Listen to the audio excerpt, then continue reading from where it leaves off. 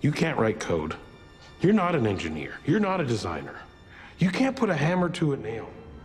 I built the circuit board. The graphical interface was stolen from Xerox PARC. Jeff Raskin was the leader of the Mac team before you threw him off his own project. Everything, someone else designed the box. So how come 10 times in a day, I read Steve Jobs as a genius?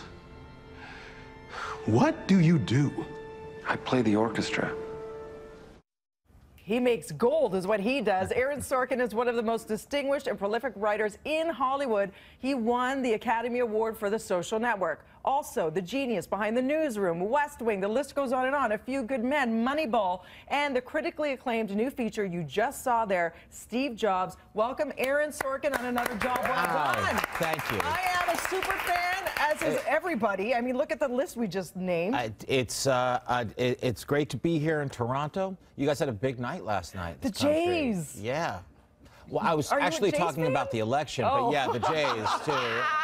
Yes, there is that, too. Of course, you would be interested in both. A little Moneyball meets a little West Wing. It all rolled up into one. Yeah. Now, I'm actually, don't drum me out of the city. I'm a Yankees fan, but I can root for Toronto this time. Can you? Yeah. I appreciate that, because they're not listening, so you're allowed to do that when you're here, right? We're riding off the high. Yeah, and because the Yankees aren't in it anymore, so I got to find somebody. It's the Jays. And we're so happy you're doing that. Talk to me a little bit. First of all, I love this film. Thank you. You're getting Oscar buzz. How great is it to feel that when you've obviously poured your heart into another project? The story is one that's been told before, but you're telling it very differently.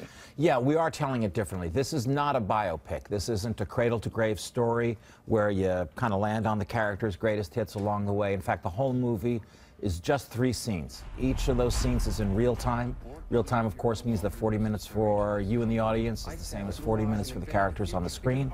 And each of those scenes takes place backstage in the moments leading up to one of his product launches. And it feels very much like a play, which I love. It's literally behind the curtain of these shows. It is literally behind the curtain. It's I'm really a playwright who fakes his way through movies and television, so writing in this style was very comfortable for me. But Danny Boyle, the director, is a visual master. He came in and made the thing feel like a prison break or a bank robbery. It kind of has the vibe of an action film. And it doesn't paint a necessarily idealistic or pretty picture of the genius known as Steve Jobs. It's a raw and gritty look at the intricate lives of the people he worked around and his family. It is. He was a complicated man, a brilliant man, but a very complicated man who had some strained relationships with the people around him. You just mentioned one of them was his eldest daughter, Lisa. He had a very difficult relationship with Steve Wozniak, with whom he founded Apple, with his one-time CEO, John Scully, with Joanna Hoffman, and so on. And so all of those relationships, all of those points of friction get dramatized in this very compressed period of time. And you actually did lots of talking with his daughter, Lisa, and she is loving the portrayal of everybody. I did get to spend a lot of time with Lisa, who's a wonderful woman. She was, this whole movie is based on the authorized biography by Walter Isaacson, and Lisa was unwilling to speak to Walter because her father was alive at the time. But she was willing to speak to me, which was a great thing for the movie. And she definitely said that there was a scene, I know that you were saying that you wrote, that you let her see.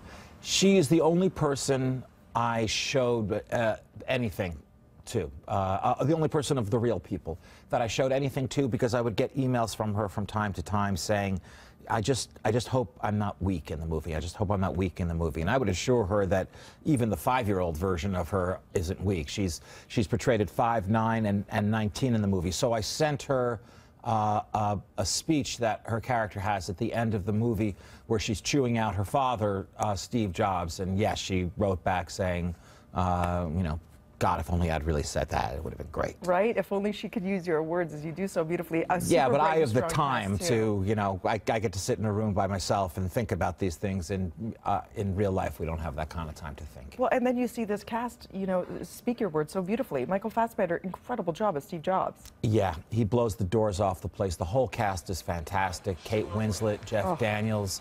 Seth Rogen is going to surprise a lot of people. It's Seth Rogen like you've never seen him. So it was a thrill to work with this cast, a thrill to work with Danny Boyle, one of the greatest directors in the world. You just leave with such an impression, you know, as you always do to us. It touches us so much so. And I was telling you, I don't know if my husband's going to be okay with this, but he got very emotional during parts in this film, which he doesn't typically do. And you're hearing a lot of dads saying they're going to connect with their kids. The fathers walk out of the theater saying, I've got to call my daughter before I do anything, which is nice. The true power of art moves us in so many ways. That's right. Continued success to you. Thank you so much. I really appreciate it. Thanks very much. Check it out. Steve Jobs in select theaters now. Opens wide release on Friday. We'll be